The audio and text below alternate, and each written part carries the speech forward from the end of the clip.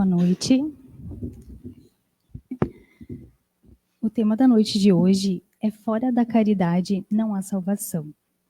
E ele se encontra no capítulo 15 do Evangelho segundo o Espiritismo. Eu sou Roseli Frise, uma trabalhadora da casa e aprendiz da doutrina espírita. A expressão fora da caridade, ela é muito utilizada no meio espírita, como uma espécie até de lema, porque ela contém uma breve definição da conduta da nossa doutrina. Neste capítulo, encontramos uma comunicação espiritual datada de 1860 e que ela foi assinada pelo apóstolo Paulo, que justifica a importância da caridade, na qual ele diz o seguinte: nada traduz com mais exatidão o pensamento de Jesus. Nada resume tão bem os deveres do homem como esta máxima de ordem divina. Fora da caridade não há salvação. Allan Kardec já dizia que a caridade é o princípio fundamental, é a mais sublime das virtudes morais. Pode-se dizer que é a síntese, é um resumo por excelência do Evangelho de Jesus. E por que a gente diz que a caridade é a base da doutrina de Jesus? Porque ela está pautada nos dois maiores mandamentos de Deus. Amarás a Deus de toda a sua alma e ao teu próximo como a ti mesmo. E como a gente vai amar a Deus se não amar o próximo? Ou amar ao próximo sem amar a Deus? E para amar a Deus e amar ao próximo, nós precisamos o quê?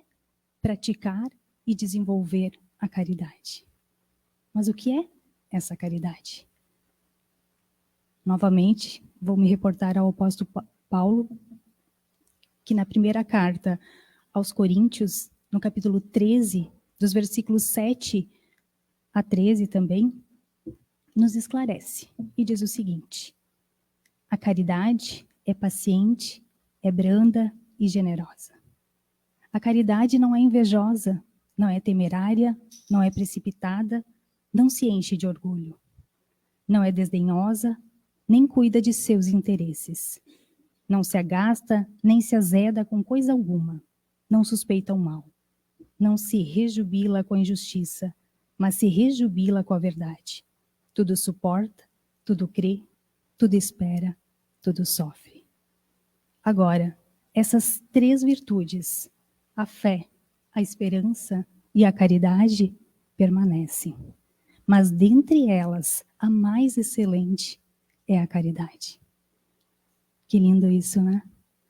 E a mim me surpreendeu também quando li que entre essas três virtudes, a fé, a esperança e a caridade é o número 1.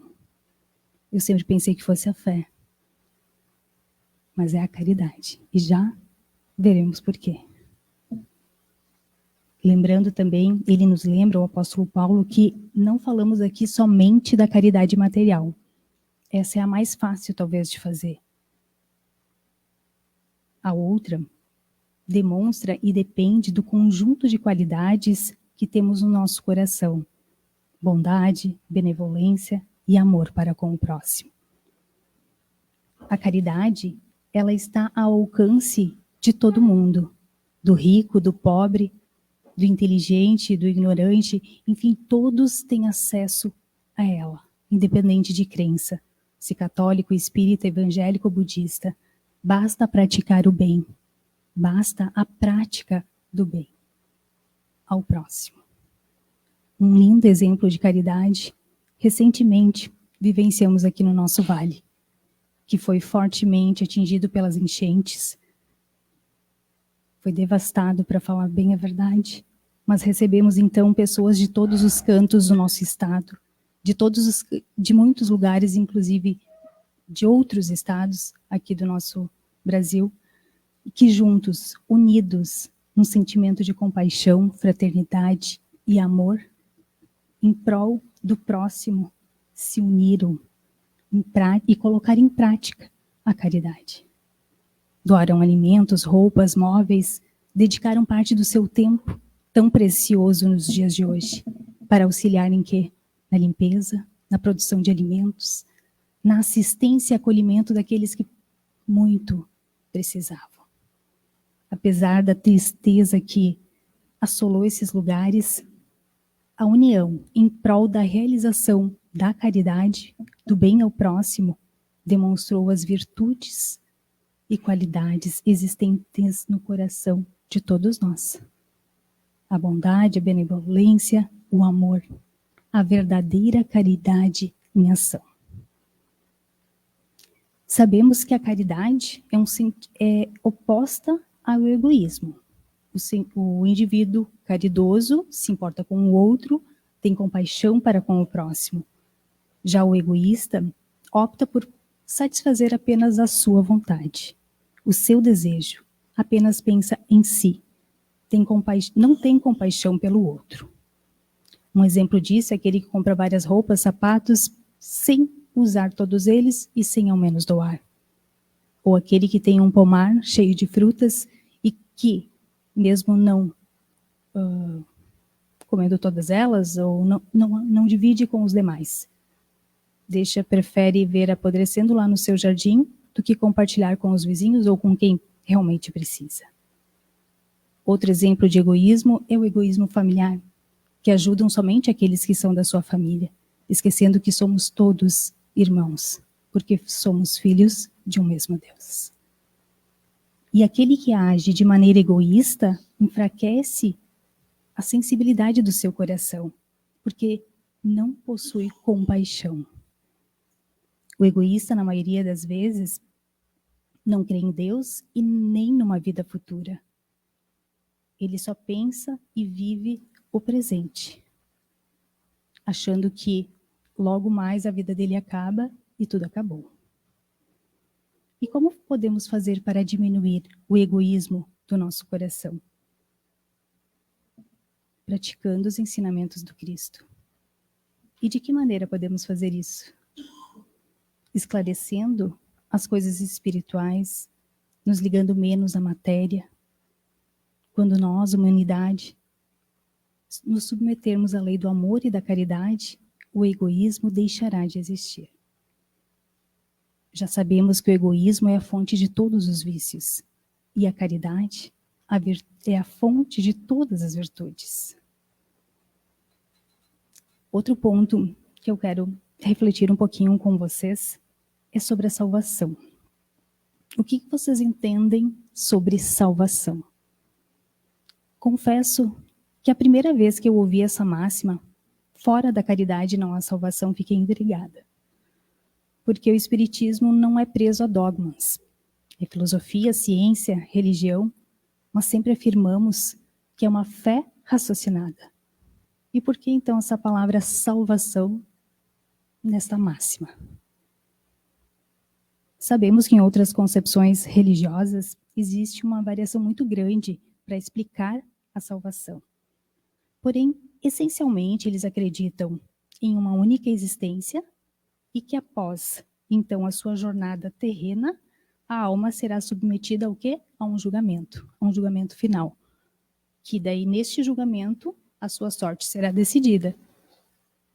E uma das alternativas é a salvação. E se esta alma obtiver a salvação, ela vai viver com Deus, com os anjos, com os santos. Porém, o critério de salvação sempre houve muitas controvérsias.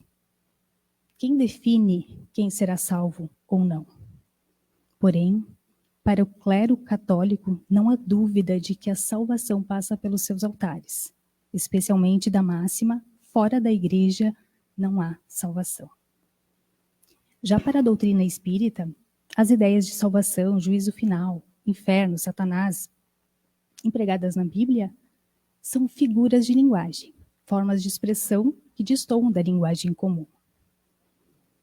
Acreditamos que as almas, o nosso espírito, passa por uma série de encarnações, a fim de progredir e alcançar o último grau de perfeição moral e intelectual, coisa inalcançável em uma única vida, como bem sabemos. E ao invés de um julgamento final, como em outras concepções acreditam, o nosso espírito se submete à lei de causa e efeito, colhendo então os frutos das nossas boas obras e sofrendo sim as consequências das nossas más imperfeições, ação e reação. Nessa concepção, então, salvação se aproxima da ideia de aperfeiçoamento espiritual, que implica num melhoramento intelectual e moral. Allan Kardec, então, quando da organização do Evangelho, ele tirou dessa máxima fora da igreja e substituiu a igreja por caridade. E por que ele fez isso? Para o pioneiro espírita, a virtude da caridade é o principal para quê? Para que a gente possa nos aperfeiçoar, para que haja um nosso melhoramento espiritual. Para outras crenças, então, outras doutrinas, é na igreja. Se você vai na igreja, talvez você vai ter a salvação. Aqui precisamos praticar a caridade. Não é que precisamos, é o que entendemos. Isso vai de cada um, porque todos nós somos livres para decidirmos o que fazer. E mais uma vez lembrando que a gente não está falando aqui da caridade material, e sim da caridade como um ato de amor e compaixão ao próximo. A codificação espírita conceitua a caridade como um exercício do verdadeiro amor, puro, incondicional, sem interesse e sem recompensas. E, ao mesmo tempo, um dever individual de cada um.